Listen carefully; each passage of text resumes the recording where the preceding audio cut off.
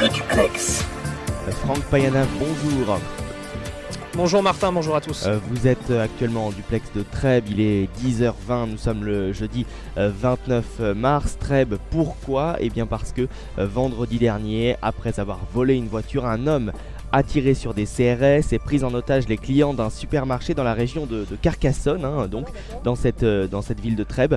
Et donc un homme, Arnaud Beltrame, a réalisé un acte d'héroïsme vendredi. Ce lieutenant-colonel du groupement de gendarmerie de l'Aude, en poste depuis peu dans le département, s'est substitué à un otage lors de cette attaque et il est ensuite mort dans la nuit de vendredi à samedi. En tout cas, déjà samedi, l'émotion était déjà là, Franck. Oui, une émotion extrêmement forte pour celui qu'on a qualifié quelques heures après son décès comme un héros de la République. En tout cas, ce sont les mots qu'a eu Jacqueline Gouraud samedi, donc quelques heures après avoir appris le décès du militaire. On a pu la rencontrer, elle était en déplacement dans les Pyrénées-Atlantiques. Je vous propose d'écouter cet entretien que nous avons réalisé donc samedi dernier. Madame la ministre, pour commencer, un mot sur les attaques qui ont touché la France hier. On a appris ce matin la mort du gendarme qui a agi, comme on dit depuis quelques heures, en héros. Un commentaire pour commencer? La première chose qui vient à l'esprit, c'est bien sûr de penser aux victimes, à toutes les victimes, et bien sûr au colonel, à penser à leurs familles, à leurs proches. Enfin, on imagine le drame de ces familles. C'est un événement tragique et qui montre que le terrorisme est une réalité et que l'ensemble du territoire français peut être concerné. Justement, c'était ma question. Là, le village de Trèbes, 5000 habitants, c'est vraiment les grandes villes comme Paris, Nice, comme on l'a vu, mais également les plus petites villes qui peuvent être touchées par le terrorisme. Oui, bien sûr. On peut se rappeler l'assassinat du prêtre à Saint-Étienne-de-Rouvray. C'est pareil. Enfin, on sent que, évidemment, les terroristes sont souvent maintenant ceux qui vivent sur le territoire.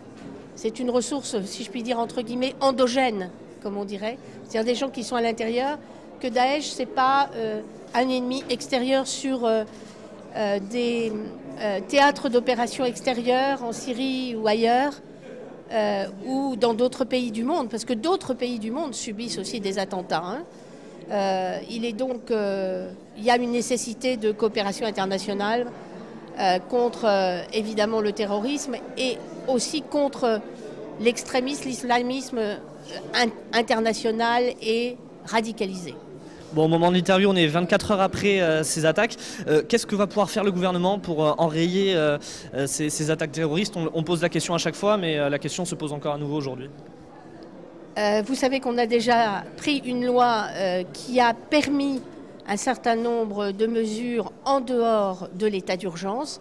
Nous avons déjà fait une loi qui a mené beaucoup de discussions entre des gens qui parfois accusaient le gouvernement d'être liberticide et d'autres qui trouvaient que les choses n'allaient pas assez loin.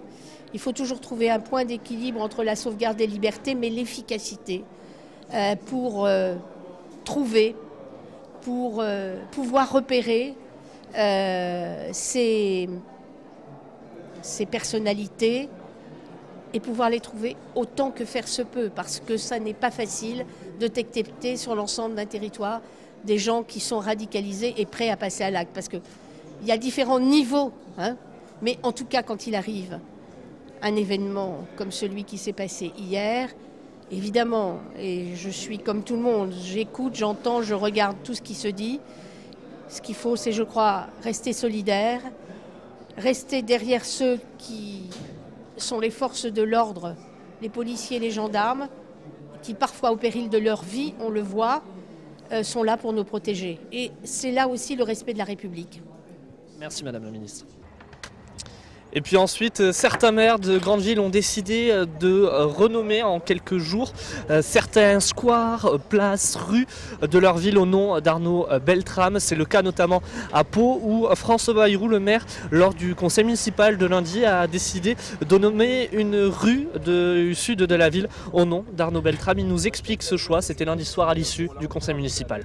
Une très grande émotion parmi les Français et on comprend cette émotion parce que on a vu là tout d'un coup surgir par le courage d'un homme des vertus qu'on avait oubliées, l'héroïsme et le sacrifice.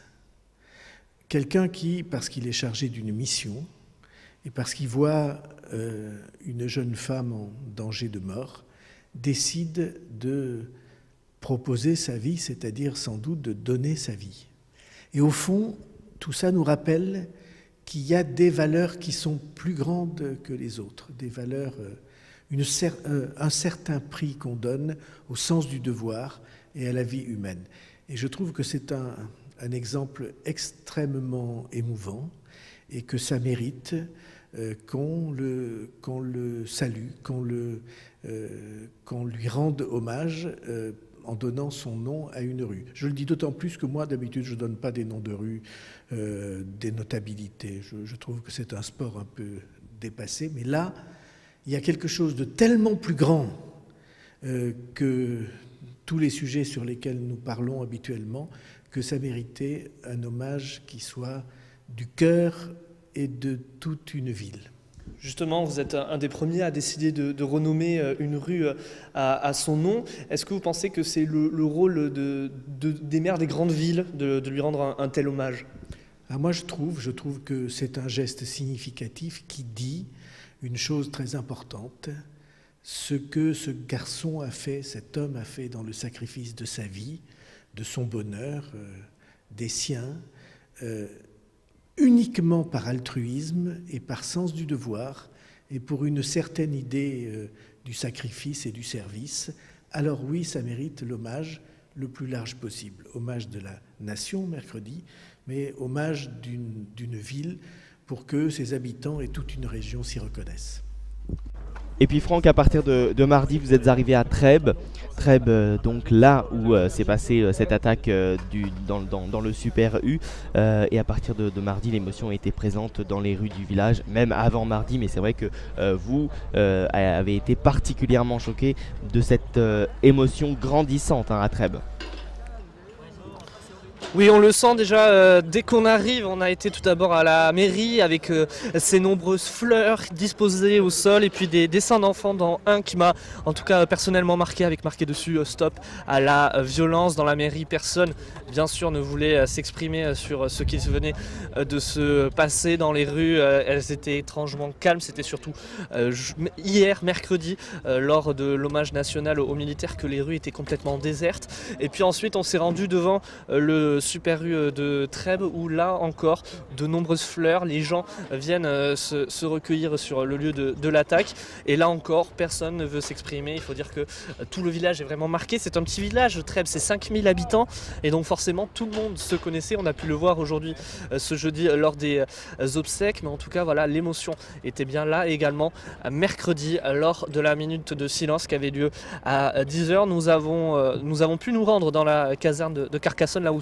était installé le colonel Arnaud Beltrame. On a pu suivre la minute de silence avec les gendarmes, et à l'issue le commandant second du groupement de gendarmerie nous a parlé d'Arnaud Beltrame. Je vous propose de l'écouter. C'était donc mercredi matin. Je décrirais en fait comme sur la personne. En fait, c'est quelqu'un qui est déjà très sportif, qui pratiquait la randonnée, il pratiquait la course à pied et les sports de combat. Ensuite, sur le plan militaire, c'est quelqu'un qui a une haute idée des valeurs militaires. C'est quelqu'un de discipliné, de rigoureux, exigeant avec lui-même, mais également avec les autres, avec les subordonnés. C'était quelqu'un de très professionnel, tourné vers l'opérationnel et très engagé sur le plan de la formation et sur le plan de la performance. Il souhaitait en permanence élever le niveau des militaires du groupement. Et depuis son arrivée, j'avoue qu'il a réussi cette mission-là.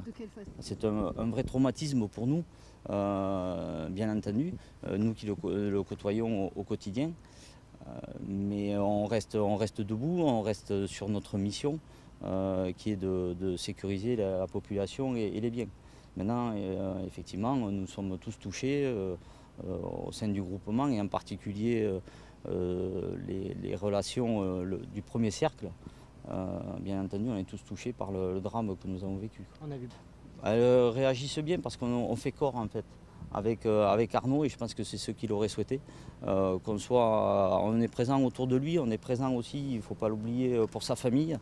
Et on est tous autour de lui, on est tous resserrés pour que ce moment douloureux se passe du mieux possible pour la famille et pour nous. Je pense qu'il y aura un avant l'attentat et un après l'attentat, bien entendu, dans le groupement de l'Aude, mais également dans toute la gendarmerie. Je pense que ça change pour